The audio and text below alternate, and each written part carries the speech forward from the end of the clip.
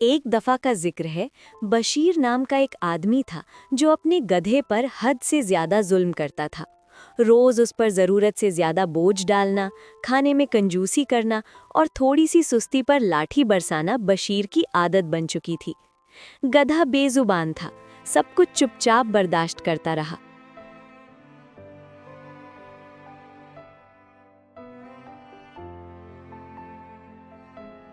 एक दिन गधा बीमार पड़ गया, लेकिन बशीर ने इस बात पे गौर नहीं किया और सोचा कि गधा थक गया होगा, कल तक ठीक हो जाएगा।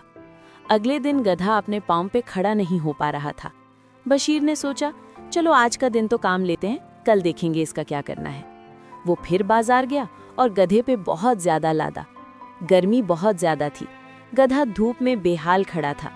गांव के कुछ लोगों ने बशीर को कहा कि गर्मी बहुत है, गधे का कुछ ख्याल करो, इसको छांव में खड़ा करो और पानी पिलाओ। लेकिन बशीर के कान पे जूं नहीं रेंगी। दिन भूख, थकान और मार की वजह से गधा जमीन पर गिर पड़ा और वहीं उसकी जान निकल गई।